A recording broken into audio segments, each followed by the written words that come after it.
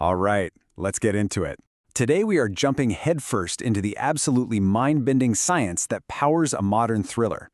We're going to explore ideas that seriously challenge everything you think you know about your own mind, about reality, and maybe even what happens after we die. So, let's start with a question that sounds simple, but honestly, it's one of the biggest mysteries there is. Where do you come from?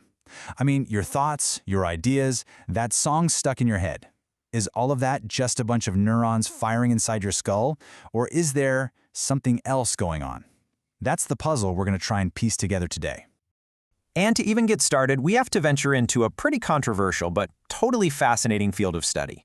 It's a place that sits right at the crossroads of hard, measurable science and those ancient questions we've always asked about the soul. It's called Noetic science, and really, it's the formal study of human consciousness and all those weird and wonderful things that happen that traditional science just kind of scratches its head at.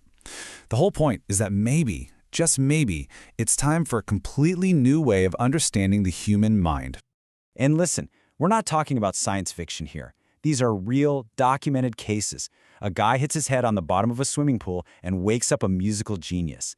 A teenager gets a head injury playing soccer, falls into a coma, and wakes up speaking fluent Spanish, a language he'd never even studied. I mean, these are the kinds of true stories that our current understanding of the brain just can't quite explain. And that is exactly why noetic science puts forward this really radical new idea. It's not about what the brain is, it's about what the brain does. So, for literally centuries, we've stuck with the model you see on the left. The brain is a generator. Right? It's this 3-pound piece of meat that somehow magically creates your entire universe of thoughts, feelings, and awareness. But the noetic model on the right, it flips that idea completely on its head. It says the brain doesn't create consciousness, it receives it. Kind of like an antenna tuning into a signal that's already out there, everywhere.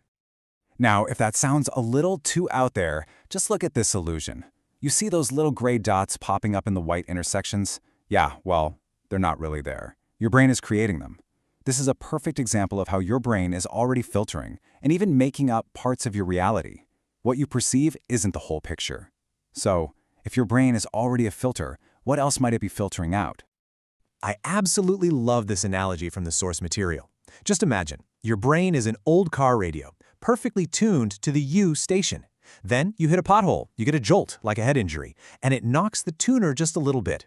And all of a sudden, you're picking up new frequencies, new signals, maybe new talents, or even new languages that were always in the airwaves, you just weren't tuned to them before. So, okay, how does all this science become a thriller? Well, you know how it goes. Whenever a new science this big and this revolutionary comes along, you can bet that some very powerful people are going to want to control it. And that's exactly where the science gets all tangled up in a web of secrets, ancient symbols, and of course, spies.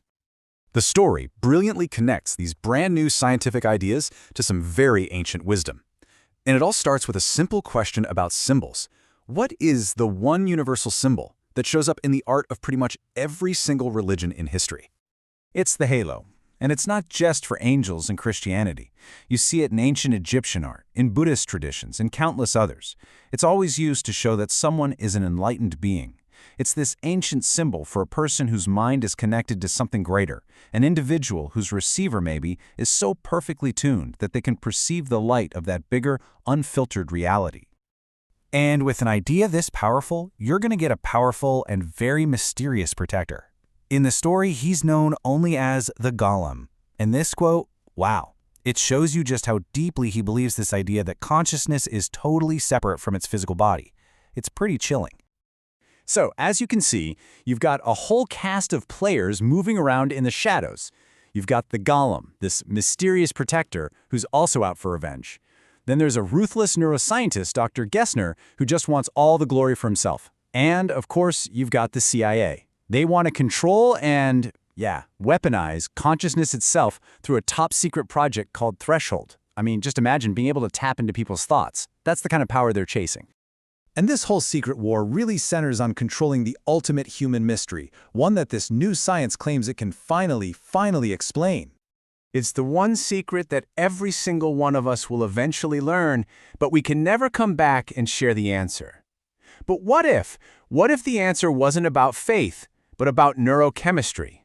So here's the proposed science behind it. In those final moments, the brain is under incredible stress. The chemical filters, which are regulated by something called GABA, they basically drop to zero. The filters are just gone.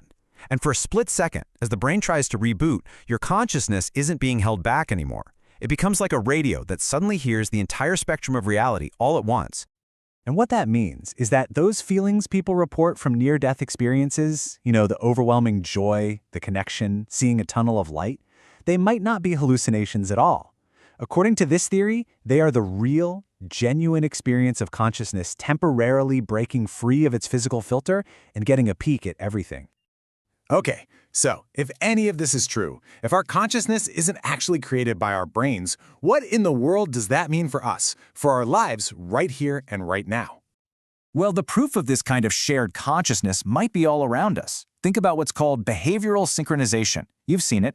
Thousands of starlings in the sky, turning on a dime, all at once, with no leader. Or a school of fish that moves like it's one single being. It's almost as if they're all tapped into the same, single, unifying field of awareness. And this really brings us to the most profound takeaway of all.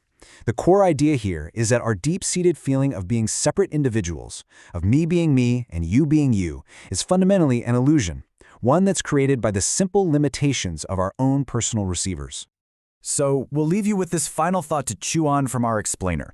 If we really are more than just our physical bodies, if our minds are just antennas connected to this vast universal consciousness, then what are we truly capable of? The science in this thriller really pushes us to ask some very real and very big questions about the nature of our own reality.